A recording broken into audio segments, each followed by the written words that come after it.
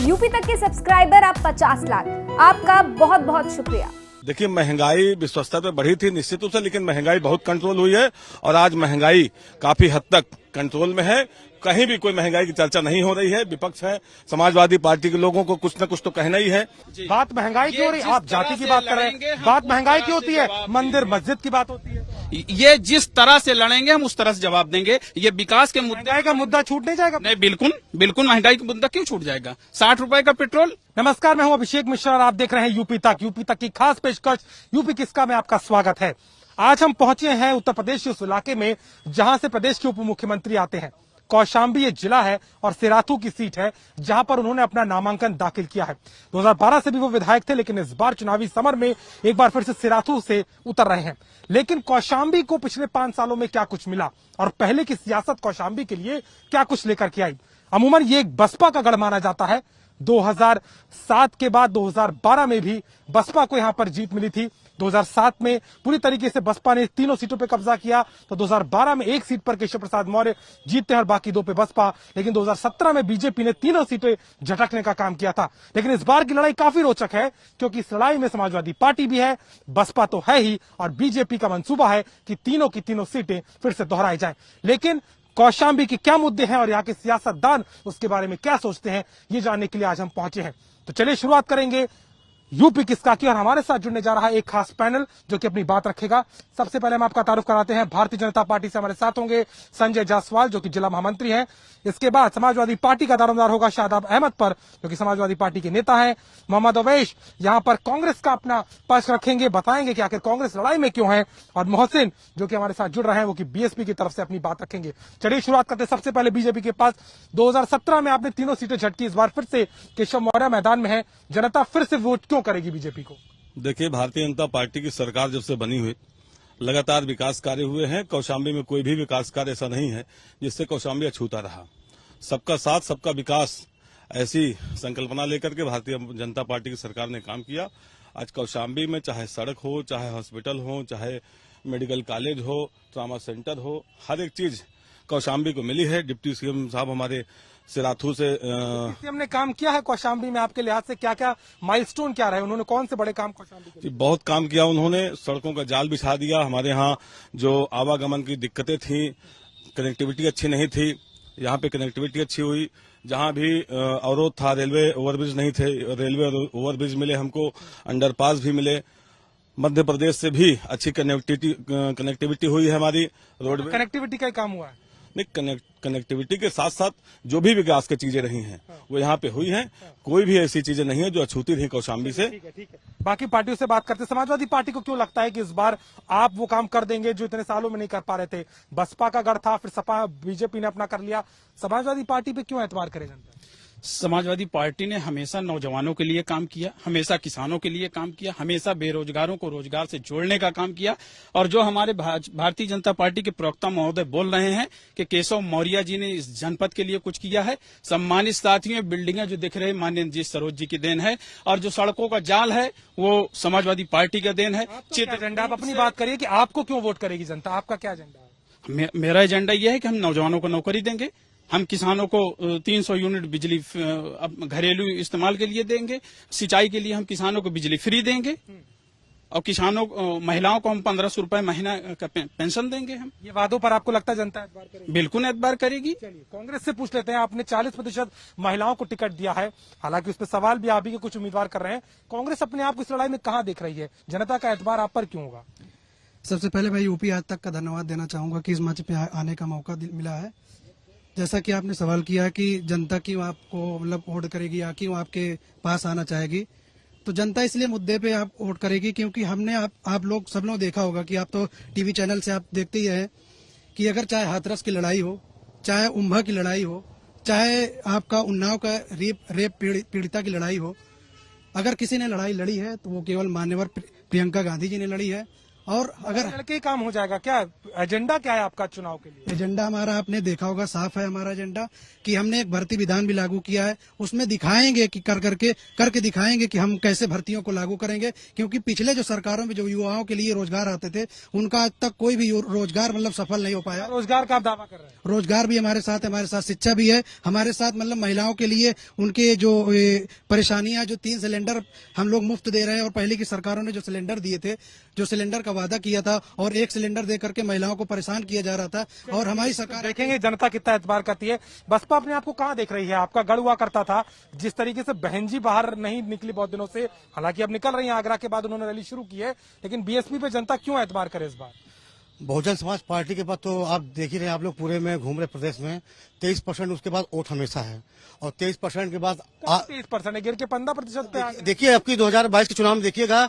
और प्रवक्ता जी अभी कह रहे थे कि यहाँ पे केशव जी ने बहुत काम किया, फिर बड़े भाई ने कहा कि पहले आप अपनी बात रखिए ना, बीएसपी पर जनता वोट क्यों करेगी? क्या सोच के वोट करेगी? आपका दावा क्या है? बसपा का वोट यहाँ है, बसपा हमेशा यहाँ से चुनाव जीती है।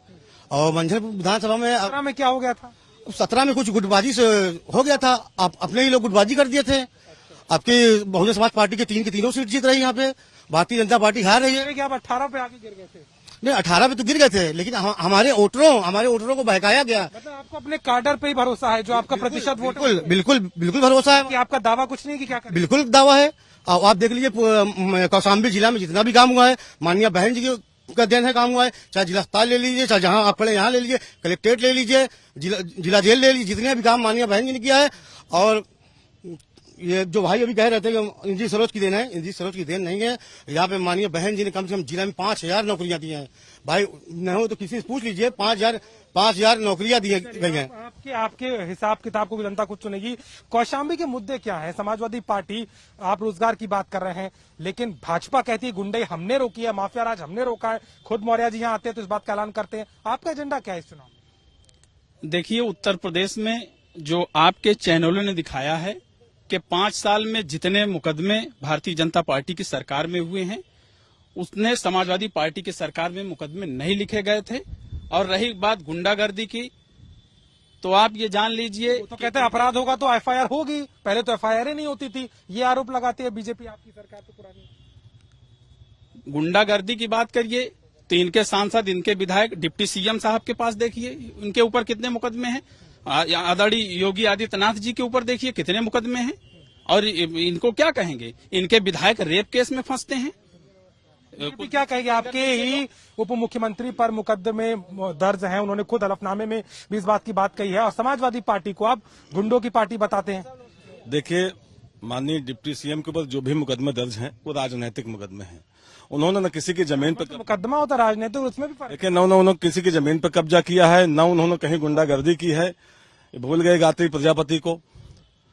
ऐसे तमाम ऐसे आपको मिलेंगे जो समाजवादी पार्टी का जो ऐसा विचारधारा ही है।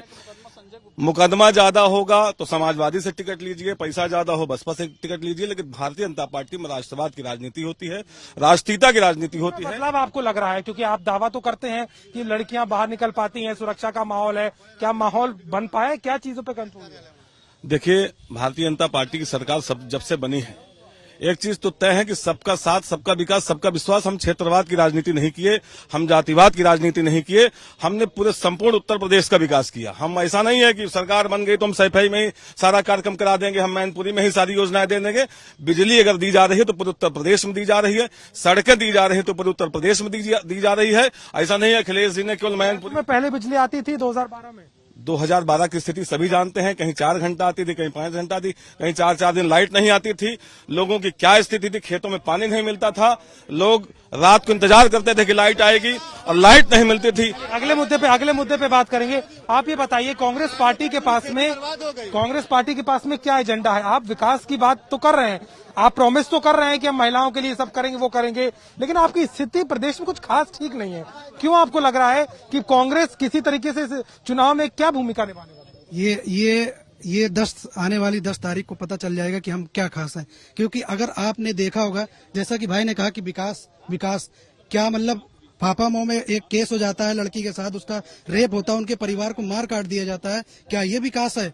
आपके मतलब चले जाइए हाथरस में इतना बड़ा मतलब केस हो जाता है, क्या ये विकास है? आप देख रहे हैं कि मतलब जो जानवर छोटा जानवर टहल रहे हैं, क्या ये विकास है ना? ये सब विकास है। आपके मुद्दे क्या होने चाहिए? पापा मुंह से आता है 2021 में इस तरह की जो त्रासदी हुई थी कोरोना में, कई लाशें दिखाई दी थी पापामऊ घाट पे, उस पे आपको कुछ कहना है? देखिए, वो घटना इसलिए हुई, पानी से लाशें निकली, कुछ लोगों ने जमीनों में दफन कर रखा था। जब पानी बढ़ा तो पानी से तमाम लाशें आई होंगी। लेकिन कोरोना में मैं कह सकता हूं कि भारतीय जनता पार्टी का एक एक कार्यकर्ता लोगों की सेवा करने में लगा था। समाजवादी पार्टी कहां थी, बसपा कहां थी, कांग्रेस कहां थी, कोई भी व्यक्ति नहीं निकला। केवल भारतीय जनता पार्टी के नेताओं ने, भारतीय जनता पार्टी के कार्यकर्ताओं ने एक एक जनता की सेवा करने का। समाजवादी पार्टी कहाँ थी? समाजवादी पार्टी कहाँ? समाजवादी पार्टी का एक एक कार्यकर्ता, मैं आपको वीडियो दे सकता हूं, फोटो दे सकता हूं, हमारा एक एक कार्यकर्ता सड़कों पे था और इनके पुलिस वाले उनको लाठियों से मार रहे थे। हम गरीबों जनता की सेवा कर रहे थे, उनको खाने का पैकेट बांट रहे थे। बसपा ने कुछ किया था? बसपा ने क्या? मैंने बहुत कुछ किया था। क्या किया? बसपा ने इतना किया था कि लाइन ऑर्डर इतना मेंटेन था 2007 से 12 तक। कोरोना की त्रासदी के समय की बात कर रहा हूँ। बिल्कुल, आप मेरी फेसबुक आईडी भी देख लीजिए, फेसबुक आईडी की तरफ से बताएं। और ये कह रहे हैं कि रोड जाल, आप यहाँ से बाहर जाइए, रोड का जाल दिख जाएगा। और ये सब भारतीय जनता पार्टी जितने भी हैं, जितने भी नेता हैं, अब तक ये डिप्टी सीएम कुछ डिप्टी सीएम ने कुछ किया होता तो ना केंद्रीय मंत्री यहाँ आते, ना राष्ट्रीय अध्यक्ष यहाँ आते। अब बताइए इनकी औकात क्या है? राष्ट्रीय अध्यक्ष, केंद्रीय मंत्री। आपसे आरोप लगता है बार बार आपकी सुप्रीमो मायावती पर कि पत्थर लगाने का उन्होंने काम किया था, जपने जीते जी अपनी मूर्ति लगवा दी। क्या आपको लग रहा है कि जनता आपके विकास के एजेंडे पे भरोसा करेगी? नहीं, हम लोग अपने महापुरुषों के लिए कुछ कर रहे हैं। वही महापुरुषों के लिए जहाँ पार्क बना है, आज देखिए वहाँ सबसे ज्यादा रोजगार आता है, वहाँ से पैसा आता है, रोजगार आता है। अरे आप देखिए तो, आप तो हम तो लखनऊ से आए, एकदम हम तो लखनऊ से आए हैं और हम वहीं पे रहते हैं। जनता पार्टी के विधायक जितने भी हैं, नहीं, ये अगर बात करनी होती तो ये मंच नहीं होती। ये जाके होटलों में ये बात करनी तो ये मंच नहीं होता। हम किसकी बात करें? मैं आपसे आपकी सवाल पूछ रहा हूँ, क्योंकि आपकी बहन जी मायावती ने प्रेस कॉन्फ्रेंस करके मंच से कहा था कि सरकार आएगी तो मैं मूर्ति नहीं लगवाऊंगी। उनको इस बात का आकलन है कि मूर्ति लग चुकी है, तो जो उनका बयान है उसी पे आपका रिएक्शन मांगा है। मेरे गिरेबान पे आप सवाल ना करिए। देखिए भाई साहब, अभी तक तो हमने अपने पूर्वजों के लिए बनाया, देखा। अब उसके बाद हम लोग नौकरियां इतनी उत्तर प्रदेश में दी हैं, आप देख लीजिए, बैकलॉग भी देख लीजिए, 2007 में कितना खोला हम लोगों ने, नौकरियां कितनी दी। ये बात कही, आपको लगता है ना कि एक संदेश गया? बिल्कुल बिल्कुल बिल्कुल गया, लेकिन हम लोग अब आएंगे, अपने काम पे आएंगे और अपने प्रशासन के दम पे आएंगे। शासन प्रशासन हमारा कितना अच्छा था, आप देख लीजिए, लाइन ऑर्डर कितना अच्छा था। वहाँ जहाँ भी कोई भी हादसा होता था, माननीय बहन जी नहीं देखती थी कि वो मेरा मंत्री है या मेरा विधायक है या डीएम या एसपी है, तत्काल कार्रवाई। के जो आरोप लगे उस पर आप क्या कहेंगे? भ्रष्ट कोई सबूत तो है नहीं उसका, उसकी क्लीन चिट भी मिल गई है, आप देख भी रहे हैं। और भ्रष्टाचार तो यहाँ के केशव प्रसाद मौर्य कह रहे कि मुकदमा, उनका चुनावी मुकदमा है, उनके ऊपर 304 है, 302 है, बहुत सारे ऐसे मुकदमे हैं, जैसे 304 में 120 भी है, बहुत सारे मुकदमे हैं। बाकी भारतीय जनता पार्टी के तीनों कैंडिडेट यहाँ से हार रहे हैं और बसपा के तीनों कैंडिडेट जीत रहे हैं। ठीक है, देखेंगे वापसी होगी कि नहीं। मुझे एक मिनट समाजवादी पार्टी के पास जाना है। आप बताइए बात, 2022 के चुनाव में आपने एक बात बार बार कही, हमारे कामों को ये रिब्रांड कर रहे हैं। पूर्वांचल एक्सप्रेसवे का सपना अखिलेश यादव ने देखा था, तमाम योजनाओं का सपना उन्होंने देखा था। ये सब चीजें क्यों? ये तो कह रहे जो सरकार बनाती है वो दिखाती है। इनका कोई मुद्दा ही नहीं था, इनका जमीन पे कोई काम ही नहीं है। आप कौशाम्बी में देख लीजिए, अगर हमने चित्रकूट को कौशाम्बी से जोड़ने का काम किया तो एनजी सरोज जी ने किया। मंझन एक्सप्रेस में समाजवादी सरकार में भी तो बन सकता था, तब क्यों नहीं बन पाया? जब ये बनाते हैं तो आप सवाल कर रहे हैं। नहीं, बिल्कुल, ये हमारा ओवरब्रिज हमारा बनाया हुआ है, समाजवादी पार्टी का फीता काटने का केशव प्रसाद मौर्य जी ने काम किया। ऐसा नहीं है, इन लोगों ने, ये सरकार दिखाई देता है बीजेपी का जो उसका खुद का कोई काम नहीं। बता दें, अगर अगल बगल कोई बिल्डिंगें दिख रही हो, कोई रोडें दिख रही हो, मुख्यालय के अगल बगल कोई रोडें दिख रही हो, बता दें। कोई काम है आपका? ये तो कह रहे कोई काम आपका दिखाई नहीं दे रहा। देखिए, समाजवादी पार्टी के लोगों का तो ये हमेशा से ऐसा नेचर रहा है, ये हमेशा ऐसा ही करते रहे हैं। समाजवादी पार्टी कह रहे हैं इनका जमीन पे काम नहीं हुआ, इनका जमीनों पे कब्जा करने का काम रहा है। एक एक व्यापारी, एक एक आम आदमी परेशान था, इतनी जमीनों पे कब्जा हुआ, इतना लोग त्रस्त रहे। इस बार के चुनाव में क्या महंगाई मुद्दा होगा? आपको लगता है महंगाई है? देखिए, महंगाई विश्व स्तर पे बढ़ी थी निश्चित रूप से, लेकिन महंगाई बहुत कंट्रोल हुई है और आज महंगाई काफी हद तक कंट्रोल में है।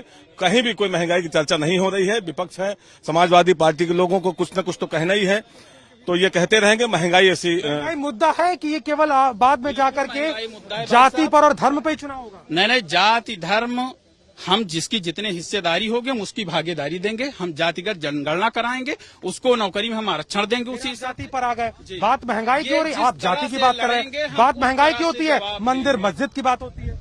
ये जिस तरह से लड़ेंगे हम उस तरह से जवाब देंगे। ये विकास के मुद्दे महंगाई का मुद्दा छूट नहीं जाएगा। नहीं, बिल्कुल बिल्कुल महंगाई का मुद्दा क्यों छूट जाएगा। 60 रुपए का पेट्रोल आप 100 के पार बेच रहे हैं, 400 रुपए का सिलेंडर आप 1000 के पार बेच रहे हैं।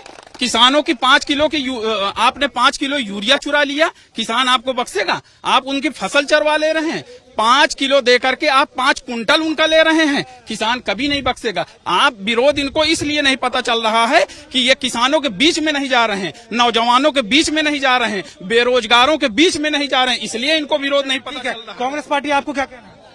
मुझे ये कहना है कि मुझे ये कहने में शर्म आ रही है कि लोग कह रहे हैं कि हमने विकास किया, हमने किया है। अगर ये इन्होंने विकास किया होता तो ये बताइए कि यहाँ से मुख्यमंत्री जी को कैसे भगाया जाता। पहली चीज बात ये बता दीजिए, आप विकास के ऊपर, आपकी प्रियंका गांधी जो है 40% महिलाओं को टिकट तो दे रही है, लेकिन उन्हीं की अब महिलाएं एक एक करके बाहर आ रही हैं कि हम पहुंच नहीं सकते। राजस्थान में जो आपराधिक मामले होते हैं उसमें चुप रहती हैं, वहां के अभ्यर्थी यहाँ करके धरना देते हैं। देखिए, इसमें साफ बात है कि आपने देखा होगा कि 40% उन्होंने कहा और करके पहली लिस्ट में दिखा दिया कि 40% हमने कहा था, 40% दिया। अब वहाँ के मुद्दे में क्या होता है, वहाँ के नेतृत्व क्या करता है, उससे हम नहीं जानते। हमको ये यहाँ पे ये बात करनी चाहिए कि हम क्या लेकर के जा रहे हैं सामने। हम लेके जा रहे हैं कि हम रोजगार देंगे। ठीक है, समय की क्या अभाव है, आप बताइए, बसपा की सरकार आती है, कौशाम्बी को क्या मिलेगा? कौशाम्बी को तो इससे डबल विकास मिलेगा, रफ्तार विकास में क्या मिलेगा? विकास तो बहुत बड़ा टर्म हो जाता है। विकास में तो यहाँ पे सारे विकास तो बहन ने कर दिया है। अब जो भी बचे हैं सारे विकास होंगे। और महंगाई तो इतनी हो गई है, तेल 200 रुपए कड़ुआ तेल, चीनी महंगी, तेल महंगा। तो कितनी सीटें आप देख रहे हैं? तीनों सीटों पे वापसी देख रहे होंगे। और यूपी में कितनी सीटें आएंगी बसपा? बिल्कुल, हम लोग फुल बहुमत से सरकार बना रहे हैं। कोई आंकड़ा है? बिल्कुल आंकड़ा है हमारा 200 के पार जा रहा है। 200 के पार। कांग्रेस पार्टी का क्या आंकड़ा है? यूपी में कितने में सरकार? आंकड़ा 10 तारीख को साफ दिखाई देगा। और ये बताना चाहूंगा कि जिन्होंने कहा कि हमने ये बनाया, याद करिए उस समय जब कांग्रेस की सरकार हुआ करती थी, इस देश को, पूरे देश को कांग्रेस ने बनाया। हमें गर्व है कि इस देश को तो करेगी जनता 10 तारीख को, लेकिन आपका आंकड़ा क्या है? कितना आप दे पा रहे हैं? अपने आप को देख पा रहे हैं? ये समझ लीजिए, जनता का फैसला बिल्कुल कांग्रेस पार्टी के साथ है। और हम बिल्कुल लड़ाई लड़ रहे हैं। हम इसलिए लड़ाई लड़ रहे हैं क्योंकि अगर कोई आंकड़ा है आपके पास में देने के लिए? आंकड़ा 10 तारीख को आपको साफ दिखाई। ठीक है, समाजवादी पार्टी कितना आंकड़ा देख रही है 2022 के चुनाव में? हम 250 के पार जाएंगे। 250 के पार। जी। और बीजेपी अब की बार फिर 300 पार। चलिए, 300 पार का दावा बीजेपी का है। समाजवादी पार्टी 250 के ऊपर। और कहीं ना कहीं बीएसपी को लगता है कि उसकी 200 सीटों के साथ वापसी होगी। और कांग्रेस अपने निर्णय की बात कर रही है। लेकिन 2022 के चुनाव में क्या होगा उसका फैसला तो आपको करना है। कौशाम्बी जिले से हम पहुंचे थे इन मुद्दों को लेकर के, जहां से खुद उप मुख्यमंत्री केशव प्रसाद मौर्य ने इस चुनाव में फिर से उतरकर ताल ठोकी है। लेकिन जनता के मुद्दे, महंगाई, बेरोजगारी, धर्म, जाति से उठकर क्या इस बार का चुनाव होगा, ये देखना महत्वपूर्ण है। लेकिन यूपी तक का कारवां लगातार जारी रहेगा। हम और भी जनपदों में जाएंगे और आपको बताएंगे कि यूपी किसका हो रहा है और जनता क्या कह रही है। फिलहाल के लिए मेरे सहयोगी गौरव के साथ मैं अभिषेक मिश्रा, यूपी तक।